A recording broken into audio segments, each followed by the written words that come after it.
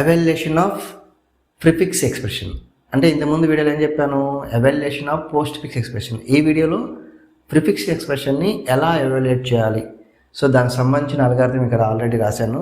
So ఇంతకుముందు రాసినటువంటి post fix expression evaluation సంబంధించిన అల్గారిథం ఏదైతే ఉందో సేమ్ అల్గారిథమే ఉంటుంది ఇక్కడ. కానీ ఇక్కడ మనం మార్చేది ఒకటే ఒక స్టెప్. ఆ స్టెప్ ఏంటి అంటే, పోస్ట్ ఫిక్స్ ఎక్స్ప్రెషన్ ఎవాల్యుయేట్ చేసేటప్పుడు స్కానింగ్ ఎక్కడి నుంచి చేయాలి అంటే లెఫ్ట్ టు రైట్ చేయాలి. ఇక్కడ అదొక్కటే చేంజ్ అవుతుంది, ఎందుకంటే ప్రిఫిక్స్ ఎక్స్ప్రెషన్ని మనము ఎవాల్యుయేట్ చేస్తున్నాం కాబట్టి స్కానింగ్ చేసే ప్రదేశంలో రైట్ టు లెఫ్ట్ అంటే రివర్స్ చేయాలి. రిమైనింగ్ అంతా సేమే ఉంటుంది.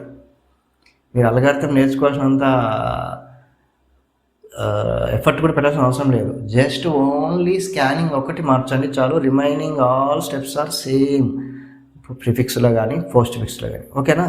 So now I'm starting to the procedure evaluation of prefix expression. So ఇది ప్రిఫిక్స్ ఎక్స్ప్రెషన్. ప్రిఫిక్స్ ఎక్స్ప్రెషనా కాదా అని మనం ఎలా రిపీట్ చేయాలంటే, ఫ్రీ అంటే ముందుగానే వచ్చేసినాయి అనమాట. మనకు ఎక్స్ప్రెషన్ ఆపరేటర్ అనేది ప్రిఫిక్స్ ఎక్స్ప్రెషన్లో స్టార్టింగ్లోనే ఆపరేటర్ ఉంటుంది. సో దట్ ఈజ్ కరెక్ట్ అనమాట. సో మనకు ఒకవేళ లేదు అంటే అది ఇన్వాలిడ్ క్వశ్చన్. ఆటోమేటిక్గా అలాంటి క్వశ్చన్ మీరు టచ్ చేసి అనుకోండి, ఖచ్చితంగా అవుట్ ఆఫ్ ఎన్ని మార్క్స్ ఉంటే అన్ని మార్క్స్ ఇవ్వాలి. మీరు చెక్ చేయండి ఫస్ట్లోనే. ఇన్ఫిక్స్ ఎక్స్ప్రెషన్ అంటే ఖచ్చితంగా ఫస్ట్లోనే మనకు ఆపరేటర్ స్టార్ట్ అయితే ఆ ఎక్స్ప్రెషన్ ఇన్ఫిక్షన్లో ప్రాపర్గా ఉంది అని ఐడెంటిఫై చేయవచ్చు. సో ఇప్పుడు ఇది ప్రిఫిక్స్ ఎక్స్ప్రెషన్ కాబట్టి స్కానింగ్ ఎక్కడి నుంచి చేయాలి, రైట్ టు లెఫ్ట్ చేయాలన్నమాట. ఓకేనా? రైట్ టు లెఫ్ట్ స్టార్ట్ చేయండి. సో నవ్వు స్టార్ట్ చేద్దాం ఒక్కొక్క ప్రొసీజర్. ఫాస్ట్ స్కాన్ చేస్తున్నాను నేను. స్కాన్ చేసేటప్పుడు ఆల్రెడీ ఈ విధంగా రాసుకోండి. సింబల్ ఏంటి, యాక్షన్ ఏంటి. ఇనిషియల్గా ఎంటీ స్టాక్ని క్రియేట్ చేసుకోండి. అక్కడ ఇచ్చిన దాని ప్రకారం ఎంటీ స్టాక్ క్రియేట్ చేసుకున్నారు కదా, అంతవరకు క్రియేట్ చేసేయండి. తర్వాత స్కానింగ్ స్టార్ట్ చేయండి. స్టెప్ 2లోకి వెళ్ళినప్పుడు scanning from right to left అనమాట. ఫస్ట్ క్యారెక్టర్ నేను రైట్లో తీసుకుంటున్నాను. 4 అనేది మనకు ఆపరెంట్ కదా. సో ఆపరెంట్ అంటే సింపుల్గా మనము పుష్ చేసేయండి, స్టాక్లోకి పుష్ చేయండి. సో 4 డైరెక్ట్గా యాడ్ అయిపోయింది. సో నెక్స్ట్ క్యారెక్టర్ స్కాన్ చేయండి. నెక్స్ట్ క్యారెక్టర్ ఏముంది, ఫ్రమ్ రైట్ నుంచే ఇలా రావాలి. సో కాబట్టి 2 అనేది కూడా ఆపరెంటే కదా. సో ఆపరెంట్ అయితే ఖచ్చితంగా నువ్వు పుష్ చేసేయండి. సో ఆల్రెడీ స్టాక్లో ఏమున్నాయో 4 ఉంది, దాని తర్వాత మనకు 2 యాడ్ అయిపోతుంది. సో అలాగే నెక్స్ట్ క్యారెక్టర్ స్కాన్ చేయండి. From right onwards 8 also operant కాబట్టి పుష్ చేసేయండి, స్టాక్లోకి పుష్ చేయండి. 4 ఉంది, 2 ఉంది, 8 యాడ్ అయిపోతుంది. ఓకేనా?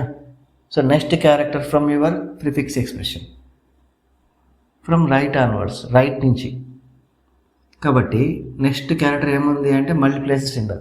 That is one of the operator కదా.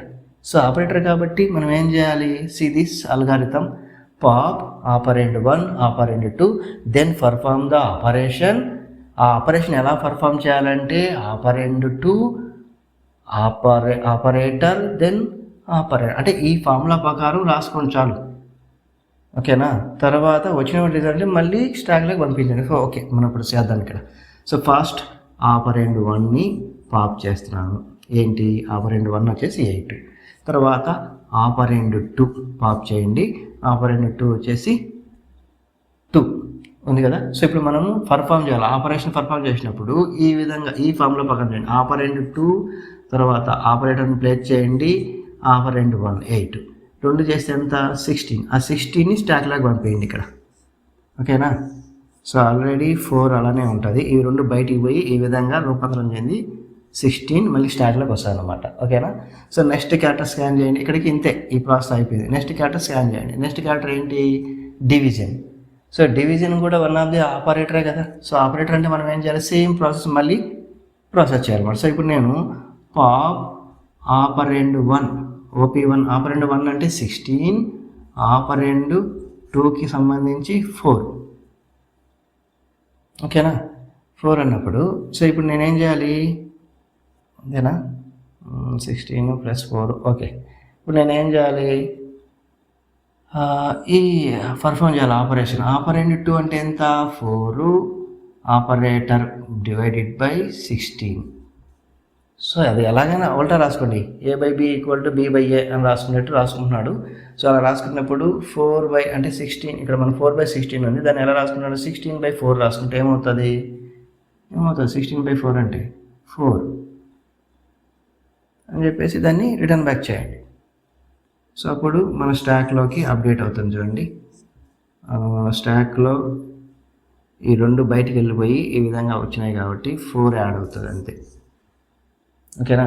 నెక్స్ట్ క్యాటర్ స్కాన్ చేయండి. ఫ్రమ్ యువర్ ఇది అయిపోయింది. నెక్స్ట్ క్యాటర్ స్కాన్ చేస్తే సింబల్ యాక్షన్ సింబల్ ఏమొచ్చింది 7 అనేది మనకు ఆపరెండ్ కదా. సో ఆపరెండ్ అంటే మనం ఏం చేయాలి, డైరెక్ట్గా పుష్ చేయండి. స్టాక్లోకి పుష్ చేసేస్తాం. స్టాక్లో ఆల్రెడీ 4 ఉంది, కొత్తగా మీరు ఏం చేస్తున్నారు 7ని పుష్ చేశారు.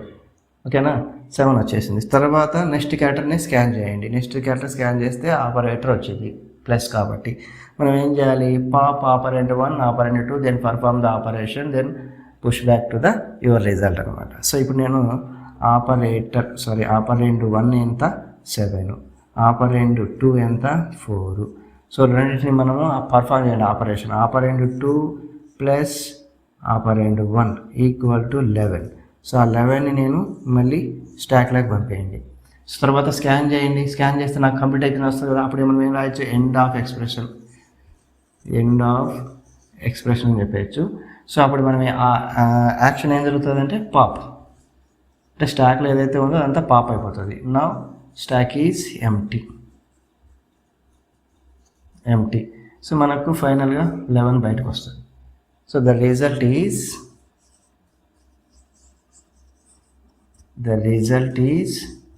11.